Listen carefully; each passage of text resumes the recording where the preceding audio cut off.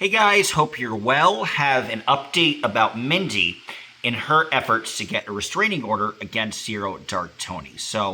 We'll start with the good news, and then I'll actually be able to provide a little bit of detail about what happened at the last hearing when Mindy did not have an attorney.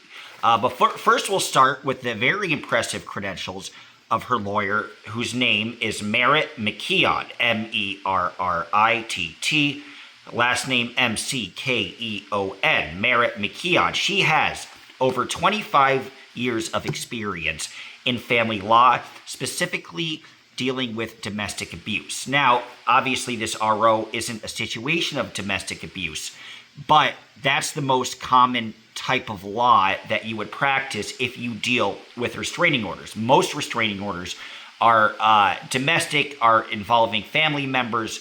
So she's uniquely qualified and has over 2 decades of experience specifically dealing with restraining orders. And she's not this gadfly type of attorney.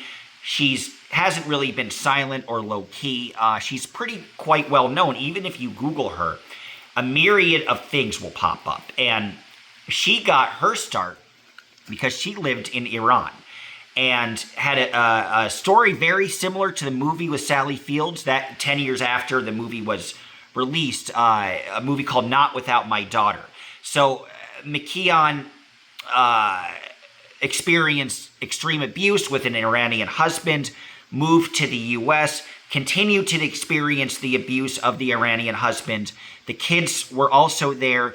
She got a restraining order against the husband to keep her and her kids safe, but due to the state being the state, even though she was in the U.S. at a separate place and had a restraining order against her husband was able to take the children away to Iran, and she didn't see the kids for another 9 years. So the fact that her kids were placed in a state organization allowed all of this chicanery to happen and allowed the husband to be somewhat victorious.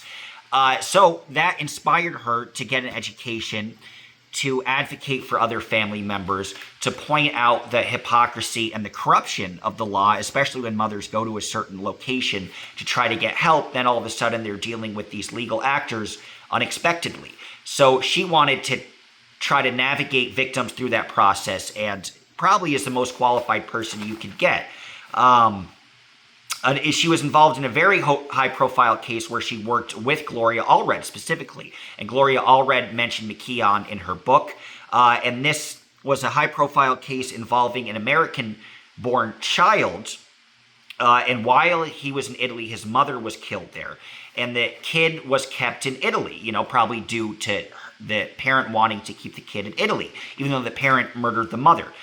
Gloria Allred, along with McKeon being one of the principal assistant attorneys in this, was able to get the kid back to the U.S. with family members that would care more about him. So this person even has experience in saving lives internationally, which is pretty cool. And she also wrote a book, Stop Domestic Violence, an Action Planning Guide to Saving Lives. So this is the type of person that Mindy needs precisely. Somebody who isn't just trying to take a payday necessarily, although I hope you donate to Mindy's GoFundMe, and I will have that link. But she's not charging anything up the wazoo, and you can tell these are the type of cases that she wants to advocate for, that have meaning for her deep in her heart. This is not about the money. This is about advocating for people who kind of get railroaded by the legal system in a lot of ways. And so now she has somebody who has spent a quarter century advocating for victims, pointing out to the judge when they're being too, perhaps, lenient towards the opposite side, and really get them the justice that is deserved. And we'll go over what happened in the last hearing, which was a bit of a shit show. I could talk about that a little bit. But even based on the last hearing, it looks like Mindy was going to win. At this point, I'd say with an attorney, she is 100% guaranteed to win. And it's good, and you want to get that secure that victory, because it's also set as precedent. So we'll talk a little bit about what happened in the hearing, which probably doesn't look good for ZDT. First off, Tamer, who is ZDT's attorney, Stephen Tamer, showed up an hour late. And immediately what Tamer tried to do is try to say, we have preliminary matters to discuss, and we want to throw an anti-slap on this whole situation. An anti-slap means this whole hearing, this whole court case is frivolous, it's wasting the court's time, and it should be thrown out on its face. Remember, in past Scientology cases, there have been some success in getting, you could think of Francois Custer Street's LA with the anti-slap situation. So some of them have had success, but in order to have success, you need to file that within the correct time frame, which Tamer did not do. So the judge says, I will not accept any type of anti-slap. You had 60 days to do it. There was a 60-day limit from the moment that Mindy brought this to your attention. It's been past 60 days, so we will continue with this hearing. So immediately, Tamer tries to throw out, and what this shows is indicative that they know that they're probably going to lose a case. Already they're trying to throw it out, even when they know that they have no chance of actually doing that, and because they know they have no chance of winning. And then, before Mindy even is able to present her side, Tamer keeps bringing up these objections. And one of the objections is that this should also be thrown out because it is actually ZDT who's being harassed because Mindy is part of it. So Tamer keeps trying to throw Hail Mary after Hail Mary. And then Tamer also says that ZDT simply is a shock jock and that he's a journalist. And that furthermore, all of this was in private chats. The judge interrupts and says to Tamer, why do you keep doing this?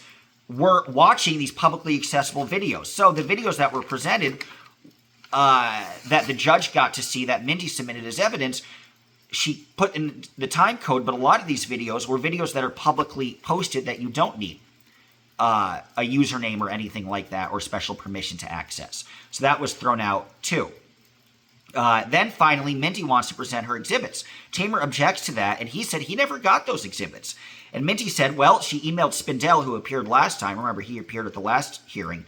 And she also emailed Tamer. The judge asked, well, what email did he use? And then Mindy said, well, the one that's on his website. And then Tamer tried to say, well, that's outdated. And the judge essentially said to Tamer, not in those words, but go screw yourself. That's your problem if the dog's interrupting. Hello, how you doing? Good. I have some stuff to talk about. So that's the thing. So the judge is like, dude, that's your problem. If the email is not, valid, and that's the email that you list because you think you'd want to get business on your site, then that's totally your problem. Then finally, Mindy presents a therapist letter, and Tamer tries to object to that. She says, this is unfair. We were not prepared for an expert witness. We were not prepared to rebut an expert witness. The judge rolls her eyes and says, that's not what an expert witness is. The therapist did not show up. The therapist was not questioned by anybody. The therapist did not give any testimony. That's the definition of an expert witness. A letter from a therapist is not an expert witness. So you can see the desperation, and you can see with Tamer objecting to each and every one of these exhibits that Mindy tries to present, he knows that those exhibits are damaging, and those exhibits don't have a viable, legitimate retort on ZDT's behalf. So you can see everything falling, this is even without an attorney, you can see everything falling apart for ZDT around them. And again, objection after objection that the judge keeps overruling and says, nope, this is legitimate evidence. Nice try. And there's a video that plays that is pretty damning, and ZDT talks about Mindy. He said, someone will follow you home, rape you, and take your knitting needles to stab you in the back while raping you. Tamer objects to this, and he says, well, you played that video, but Tamer didn't say he was actually going to do it. And then the judge reminds Tamer that this is a different type of court. This is not criminal court. And the judge says, this is criminal law. This is not criminal law. For an RO, you need only reasonable and received threats, not a directive action. Then Mindy has another video that's being presented, and it's played on double speed. Tamer tries to object, and Tamer says, well, this video is doctored. How can we trust the veracity of this video if it's being played on double speed? And the judge rolled her eyes and said, I've seen videos played on double speed for the court's convenience. It doesn't mean it's doctored. This is legitimate. We are watching this. This is being taken into evidence. Again, a complete ridiculous Hail Mary pass. Finally, towards the end, Mindy is presenting papers to different sides, and she somewhat apparently drops, instead of put it in his hand, she very carefully drops the papers on Tamer's desk, and Tamer objects to that and says that Mindy is being threatening and hostile. And of course, the judge just thinks that's stupid. So apparently, Tamer tried to indicate that he was being bullied by Mindy because of the aggressive way that Mindy threw her papers down. I think Mindy should be more aggressive. Fuck that. Now, finally, here is the thing that we don't know about. This is why before I would say that Mindy would have an 80% chance of being victorious. But now more 100% with a lawyer, because the judge did say she wanted to see something recent to show that he won't stop. Now, if that is a legitimate argument, it's tougher because there haven't been like direct detailing of rape or anything like that. But the judge also said at the end, and by the way, ZDT, if you mention her name negatively post-hearing before we have the next one, that will not look good for you in court. ZDT did mention her name negatively, so that's going to go against him. Obviously, he's not playing by the court's rules. And even though that's not directly threatening, it was a word, the exact video title was "Mindy is using a child as a human shield." That is how he violated the judge's instructions very soon after the hearing. But even that, after the judge gave that warning, it shows an inability to stop. Now, it should be noted that in the state of California, because they're more preventative than other states, you don't actually need to see most recent evidence. It's an odd thing. It would be like if you're in Michigan and you're trying to get a restraining order against someone, and somebody hit you 3 months ago, but they haven't hit you in the last 2 weeks. Some states, this is how it's unfair for a lot of victims in a lot of situations. Some states would say, well, there isn't anything recent. California is not like that. California wants to be preventative. And remember, a lot of these rules, even though this is more minor than domestic abuse, a lot of these rules are in play for domestic abuse victims. And of course, you're entitled to use those rules in if you're a victim of abuse, Mindy is a victim of abuse, right? It might not be physical, it might not be domestic, but she's a victim of harassment and abuse. So California doesn't have the need to show something recent law that other states have. And the lawyer apparently pointed that out to Mindy, and the lawyer is going to make that case. So that's not even needed, but if it is needed, then that video shows one of two things. It shows that, okay, it's not a direct threat, but ZDT keeps mentioning Mindy, and that, based on the scary things he said in the past, that could unrattle somebody as is. The other thing that shows is why he needs a restraining order is that in mentioning Mindy, and in this video, ZDT mentioned Solomon. Solomon has been successful in getting a restraining order against ZDT. The attorney could bring up, listen, the court granted Solomon a legitimate restraining order, so obviously the character is there, and the legal precedent is there, and the legitimacy is there to grant this restraining order because the court granted a restraining order against ZDT with Solomon. So obviously there's a past history here. But it also shows that he has violated the restraining order. He already had the restraining order, and he continued to violate it and mentioned Solomon. So it shows that he's not able to follow the instructions of the court or prevent the restraining order by behaving properly and correcting all of these issues and just shutting the hell up. He hasn't done that. So I think it looks very bad. Obviously, I will come up to Mindy's hearing on the 29th. It might be done then and there. Tamer will try to create a lot of additional delays and a lot of additional problems. But you could already see that the judge is wary of Tamer. The judge gave him quite a bit of leniency for being an hour late. The judge gave ZDT a massive amount of leniency for the hearing that I attended before that. When ZDT didn't even have legal representation and got last-minute representation, and Mindy was prepared with all her materials, not last hearing, but the hearing before, and the judge is very lenient in letting Tamer use an excuse that he was caught in a delayed plane. The plane had taken off, no reception, and when he was supposed to phone in for ZDT, that's immediately when the plane was in the air. And the judge, which I thought was unfair because Mindy already had her materials together, the judge allowed that to happen, and there was no debate on the hearing that I showed up. It was a simple continuance. Again, as we saw, that Tamer tried to get a continuance in addition to an anti-slap motion. All of that was negated, and they finally had to debate the material stuff. So, finally, what will ZDT try to do? He's going to present his evidence. We already saw a very quick sample of that. What ZDT is going to try to do is try to say that Mindy is in this evil gang and that they are stalking ZDT, they are harassing him, they are threatening him, and it's all this very specific, coordinated, planned effort. Obviously, that's not the case, but he's going to try to make a RICO case. The other thing is he's going to try to say things are doctored when they're not. That's not going to work at all. The other thing that he's going to say is that he's a shock jock and that he has never directly threatened to do much. That is quickly negated because ZDT has issued directives to try to eliminate Mindy's mom from her job, to try to say that Mindy is lying. Once you try to eliminate somebody's employment, to also try to call in for any state certifications for Mindy if she wanted to work with kids, call in for potential employers, which that has actually been done to prevent Mindy from getting a job. So that's another big thing the lawyer is going to talk about. This is not just about feelings being hurt. This is about career and income opportunities on Mindy's part and her mother's part being denied by specific actions that ZDT is taking. That goes beyond just shock jock. That goes beyond freedom of speech. That goes to taking what is done in the YouTube world and taking it to the outside world and damaging people's lives significantly in the outside world.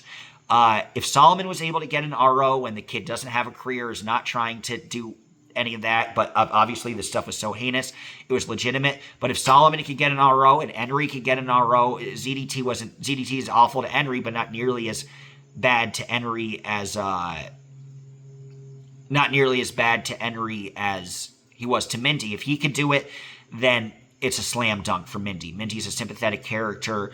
DOA didn't get it, less sympathetic in a lot of regards. So I think it looks very good for her. I will be there. I put the GoFundMe if you want to donate to the link. The lawyer's not charging up the wazoo, but is charging something. So any additional support for her would be helpful. You can go to the Mindy Willens page and look at her most recent video to get a GoFundMe link for there, or you can look at my description and send her some cash via GoFundMe in that regard too. But things are looking good, and I will be there. And there may be, after the court hearing, we might even be able to have a conversation with her attorney, and Mindy might have a conversation with her attorney. So that can be kind of interesting. Anyway, guys, thank you for watching. For all the people, Hero Not Zero, Reddit, so many advocates of Mindy's I just want to shout out, and her boyfriend, and thank them for all their support and for advocating for just a genuinely very good, pure, honest human being. There have been a lot of people, Klee as well, a lot of the mods that have been Mindy's greatest heroes, and we needed all of you. So thank you guys to all of that, and thank you guys for watching. And then I guess you'll see me, before Mindy, you'll see me up in way northern New York, in Elizabethtown. I'll be covering the trial or the hearing of Luciano Fradlin, who murdered his 9-year-old daughter, and the whole town kind of came together to advocate for this girl. And he was a guy from Canada. They were taking a trip up there. So I don't know how much attention it'll get me, but I kind of admire the town and their actions and taking this murdered child under their wing. And the story hasn't gotten a lot of attention, but it's a very interesting murder case. So I'll be doing that, and then Mindy, and then after Mindy, the sentencing of Councilwoman Tanya Fernandez Anderson out in Boston, and then to Groton. Thank you, Amy, for telling me how to pronounce it. Groton, Connecticut, for a Long Island audit, which will be very interesting. So a lot of different cases, but certainly not neglecting Scientology when the person is sympathetic and likable and you care about them and you want them to succeed, unlike some other cases. But that's a conversation for a different day. Bye-bye, guys.